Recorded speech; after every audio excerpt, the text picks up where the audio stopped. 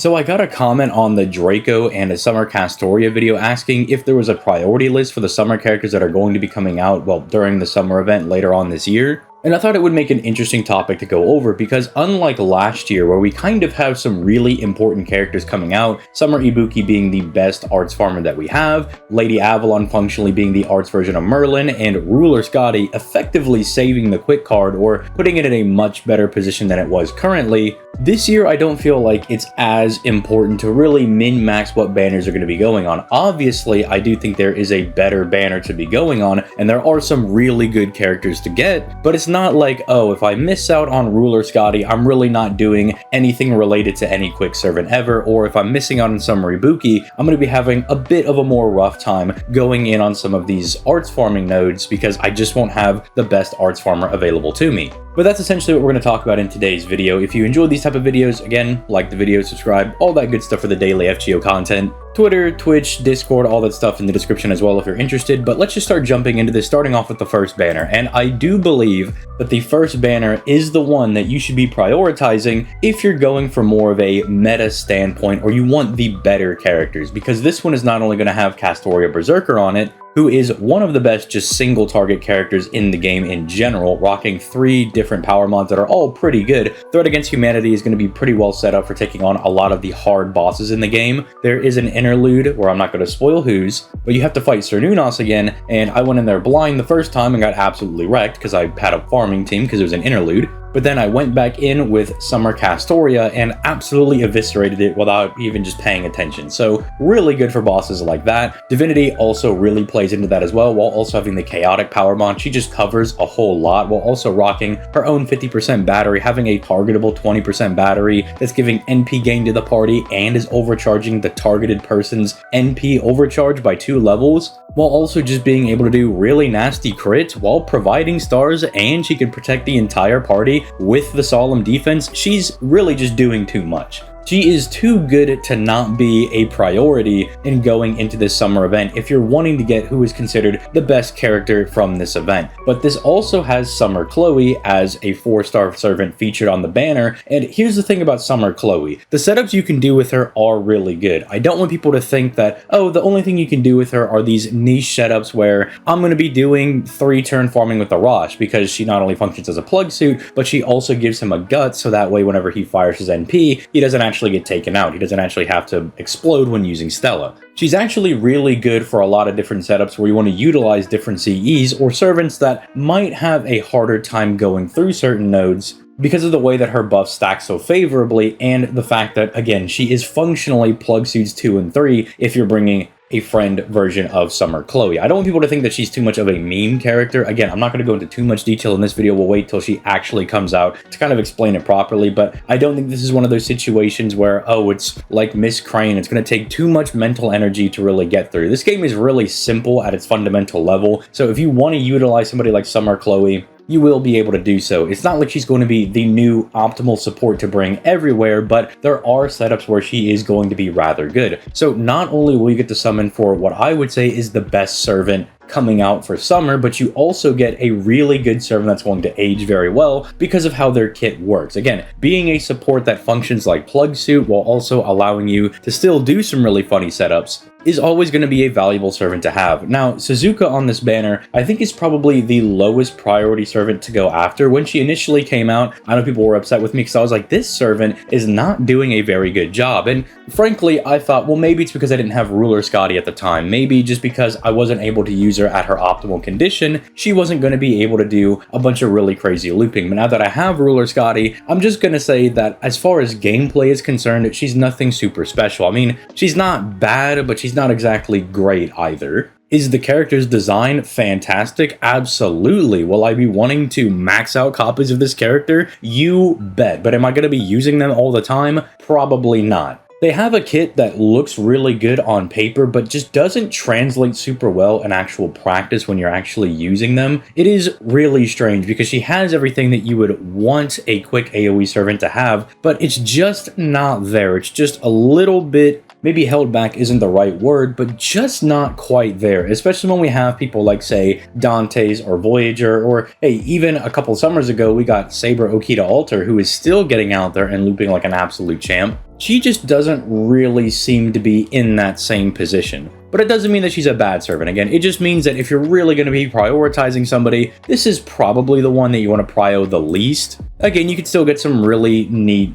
things going off with her. I mean, she's able to like kind of ramp up her damage. She can crit pretty decently hard. Reducing skill cooldown is always going to be a neat thing, and you can get some usage from her in different challenge quests because she is rocking 2 different power mods, one for lawful and one for earth alignment, while having built-in pierce invincibility into her NP. So not a bad servant, but I would say if you're looking at everybody here, probably the lowest priority one to get because it's kind of just basic quick AoE servant. Whereas I would say somebody like Castoria would be the top priority, and Chloe gets the benefit of that priority because she's on Castoria's banner. Now, the second banner, the one that has Ruler Melusine on it, this is kind of interesting to talk about because when she initially came out, I had the opinion that, oh, this is going to be the best arts AoE servant in the game because they're absolutely nutty. They have an 80% battery, they can crit really hard, they got the power mods to back it up. But as time has gone on, I have found that I like Summer Ibuki more than Melusine Ruler over here, and she does have some nice things going for her. For instance, if you're going into nodes where there is a single enemy, or even 2 enemies, you don't really have to worry about, oh, well, my art servant loop enough of their NP back that their 50% battery will be good enough. For the most part, you'll probably regen at least 20% of your NP, so that 80% battery will be enough to kind of help her push through some 90 plus or 90 plus plus nodes. That being said, something that's a little bit awkward for her is that she's a ruler, so you're not really going to get to take advantage of her being super effective on people very frequently. I mean, that's really just going to be against Berserkers, and I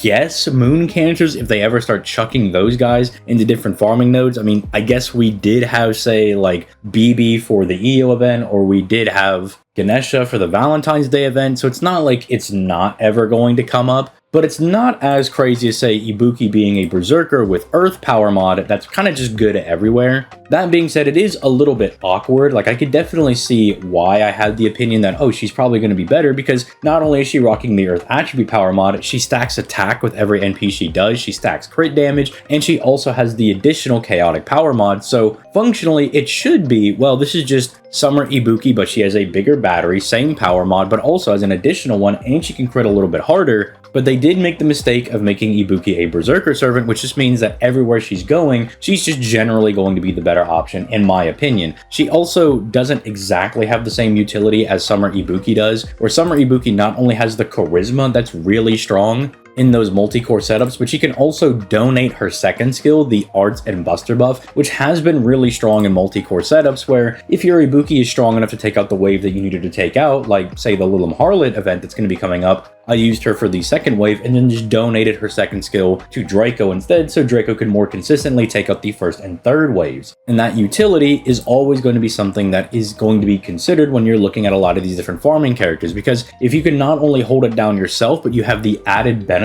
of being good in these multi-core parties where you need other characters to also do damage, that's not nothing. And Melusine is a very selfish servant. Not bad, but if you already have somebody like, say, Summer Ibuki, you don't really need to go get yourself Melusine Ruler. Still a very strong servant, but not as important as, say, getting yourself somebody like Summer Castoria or somebody like Summer Chloe on that first banner. I will say they did weight the banners very well, because the second banner with Melusine also has Barghest and Sith on it, who are very popular characters. And just to kind of rip the band-aid off, I do feel like Barghest on this banner is kind of like the Suzuka on the first banner. Not a bad servant, and I definitely like UDK Barghest a lot more than I like what they did with the Suzuka servant, because this one at least has the added benefit of being able to be a single target or AoE servant for the arts card typing. So you can kind of get 2 servants in one with this one. If you need a single target art servant, she can do that for you. Or if you get an AoE art servant, she can do that for you.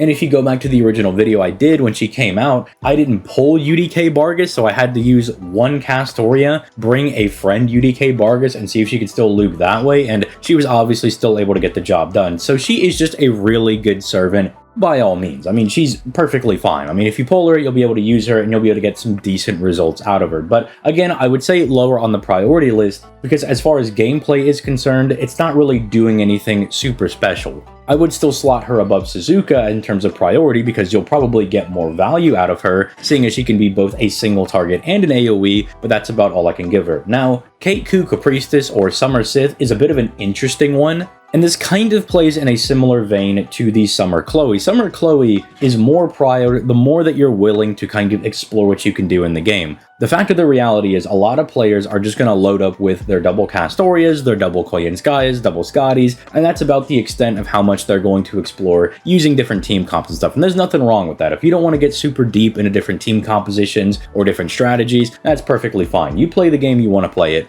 But that does hurt characters like, say, Summer Chloe or Kate-Ku Capriestess over here, Summer Sith, because Summer Sith, I would probably say slots in very well as a good solo servant, or just a really good servant you want to bring to bosses, but does have the detriment of having these absolute Bible chapters of passives. I mean, when I was originally explaining her when she came out, I think even I was getting things messed up just because of how many different things she's able to do. But I have seen a lot of gameplay online from people that have taken the time to more figure out what this character does or to memorize the different Bible chapters of passives that she has, and I've seen them used to very great success, and she does seem like she will be really good if you want to take the time to learn how to use her and go take down some bosses and all that good stuff. That is kind of why I would say that her and Chloe are probably kind of similar on each other's banners. If you look at the banners one-to-one, you have a really strong arts single target, a strong arts AoE, two kind of weirder servants that are doing something a little bit different, and then two very simple, straightforward servants. And in that way, I would say the priority list probably does go something along the lines of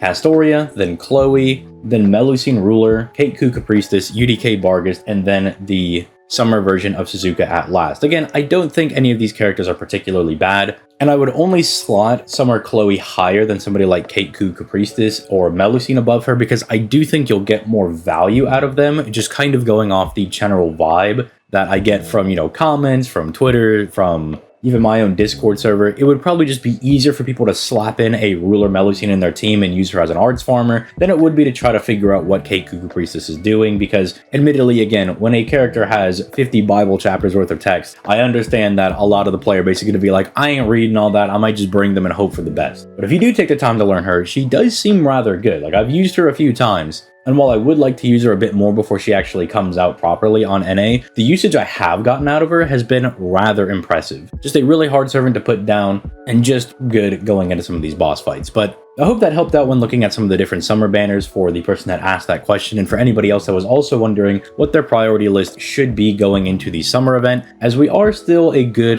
4 months out from actually getting summer on NA, which does seem like quite a ways away, but then again, it's closer than we were, say, a couple months ago. It is slowly inching up on us. And so hopefully that does kind of give you some assistance in thinking about which characters you want to pull for. Do you want to wait for Banner 2 to come out, or are you just going to go for Banner 1? Me personally, I would probably just chuck everything at Banner 1 until you are able to get Castoria and a Summer Chloe. It would be very beneficial to do so, but if you absolutely must have people like, say, Sith, UDK Barghest, or Melusine, maybe they are your favorite characters. I mean, it is the main Fey Knights getting their swimsuit versions. I could definitely understand people highly prioritizing them for that reason alone. At the very least, should probably snag yourself a copy of Summer Chloe just in case, just so you have her in the future, and then you can dump everything onto the second banner for summer. Do also keep in mind that Oberon is going to be coming back around for summer as well. I would say he out-prioritizes everybody here if you're wondering about that. Just because while Oberon is not needed to do things like 90++ quests, it kind of feels like he's needed. I mean, I don't have Oberon on my JP account. You hear me say this all the time. I have not had him for the last 4 years, and I've been able to get through a lot of these 90++ quests, but it turns into a brain simulation every single time trying to figure out how am I going to do the math to take out